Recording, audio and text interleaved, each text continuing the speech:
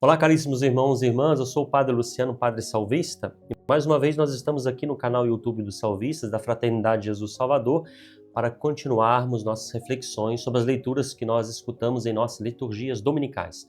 Antes de continuarmos, convido você a dar o seu clique, o seu gostei no nosso vídeo, a compartilhá-lo com seus amigos, familiares e conhecidos, e a ativar o sininho das notificações para receber as notificações dos nossos vídeos. Muito obrigado!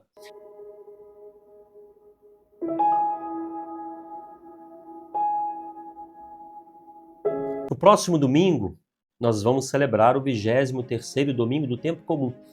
Nós vamos escutar um trecho tirado do Evangelho segundo São Marcos, capítulo 7, versículos de 31 a 37. Para entendermos bem o Evangelho desse próximo domingo, nós precisamos lembrar que no domingo passado nós escutamos o início do capítulo 7 do Evangelho segundo São Marcos, onde nós encontramos o relato de uma discussão acalorada entre os fariseus e mestres da lei e Jesus sobre o que é que torna o homem puro. Para os fariseus, o que torna o homem puro é a prática da lei. Para Jesus, um coração transformado é isso que torna o homem puro. Se nós continuarmos a ler o capítulo 7, depois de dizer que o que torna o homem puro é o que sai do coração, é isso que disse Jesus aos fariseus e mestres da lei, Jesus vai para a região de Tiro, a atual Líbano. O simples fato, queridos irmãos e irmãs, de entrar numa região pagã já tornava Jesus impuro, segundo os fariseus. E Jesus não só hesita em entrar em território pagão, é o que nós lemos lá no capítulo 7 do Evangelho segundo São Marcos, mas Jesus expulsa o demônio da filha de uma mulher pagã, considerada impura. Isso não é nenhuma novidade. Jesus sabe que ele veio para nos purificar. Ele veio para aqueles que são impuros, não para aqueles que continuem impuros, mas para purificá-los do pecado, para transformar a sua vida.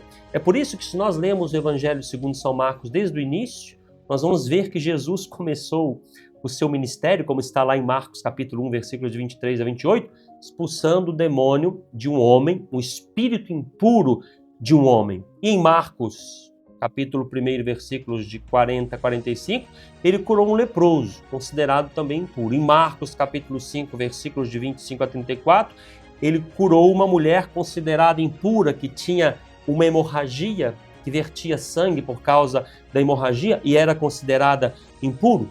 É por isso que nós vamos ver no Evangelho desse próximo domingo, Jesus continuando a percorrer o território da Decápole, um território pagão, onde ele cura um homem surdo e mudo, provavelmente um pagão. O Evangelho não nos diz se esse homem era judeu ou pagão, mas como Jesus estava numa região pagã, provavelmente esse homem era um pagão.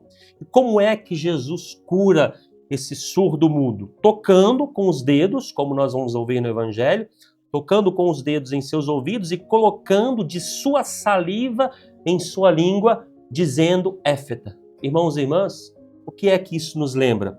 Gênesis capítulo 2, versículo 7. Então o Senhor modelou o homem com a argila do solo. Para modelar a argila do solo, nós modelamos com os dedos. Então, esse milagre de Jesus, essa cura, nos lembra Gênesis capítulo 2, versículo 7, quando Deus modelou o homem com a argila do solo, com seus dedos. Continua o texto, Gênesis capítulo 2, versículo 7. Ele insuflou em suas narinas um hálito de vida e o homem se tornou um ser vivente. Não sei se você sabia, quando você sopra, você emite, você faz sair da sua boca muitas gotículas de saliva.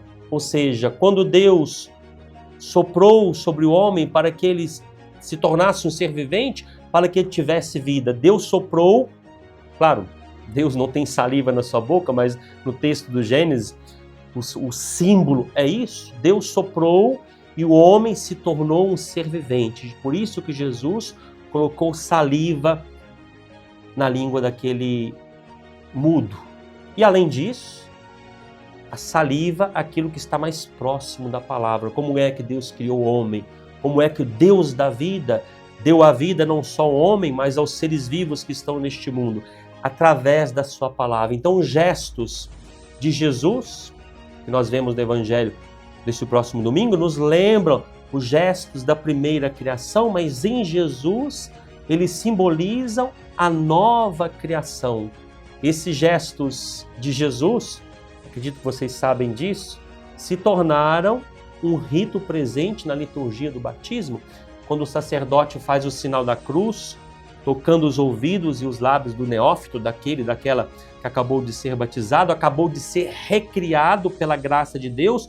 O sacerdote diz: o Senhor Jesus, que fez os surdos ouvirem e os mudos falarem, lhe conceda que possa logo ouvir sua palavra e professar a fé para o louvor e a glória de Deus Pai. Nós vemos, irmãos e irmãs, nessas palavras do rito do batismo, que a cura do surdo, mudo no evangelho desse próximo domingo é um sinal daquilo que Jesus quer fazer em mim, quer fazer em você, quer fazer em nós. Talvez você esteja aí deprimido, deprimida, sem ânimo, sem norte, num deserto total, não consegue escutar a voz de Deus, a entender a sua vontade na sua vida.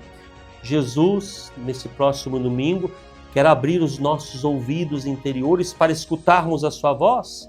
Ele quer abrir a nossa boca para que nós proclamemos aquilo que Ele vai fazer por nós. Por isso, vamos até Jesus, escutando aquilo que o Senhor Ele mesmo diz pela boca do profeta Isaías, é a primeira leitura desse próximo domingo, nos convidando, nos prometendo aquilo que Ele vai fazer por nós. Dizei às pessoas deprimidas: criai ânimo, não tenhais medo, é Ele que vem para vos salvar. Então se abrirão os olhos dos cegos e se descerrarão os ouvidos dos surdos. O coxo saltará como o cervo e se desatará a língua dos mudos. Assim como brotarão águas no deserto e jorrarão torrentes no ermo. A terra árida se transformará em lago e a região sedenta em fonte de água.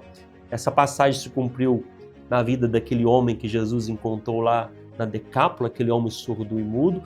O Senhor quer que essa palavra se cumpra também na minha e na sua vida. Por isso, neste próximo domingo, deixemos que o Senhor Jesus nos toque e possa nos curar de nossa surdez espiritual, possa abrir nossos lábios para o seu louvor, possa transformar todas as nossas vidas, nos purificando do pecado. É isso que Ele veio fazer neste mundo. Não tenhamos medo de ir naquele que veio para purificar aqueles que têm necessidade de purificação. Deixo aqui a minha bênção, desejando para todos uma ótima celebração do 23º domingo do tempo comum.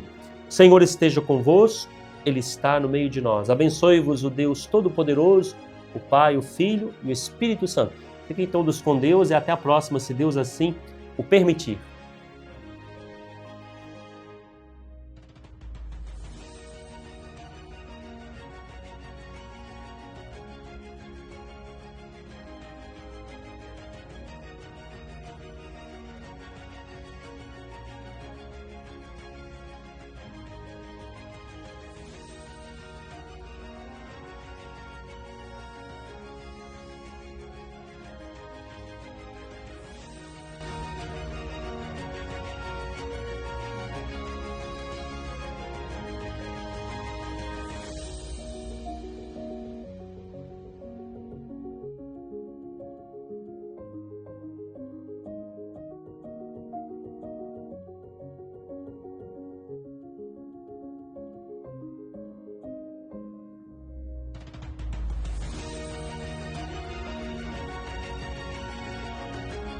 No próximo domingo, nós celebraremos o 23º domingo do tempo comum. Nós vamos escutar um trecho do Evangelho segundo São Marcos, capítulo 7, versículos de 31 a 37.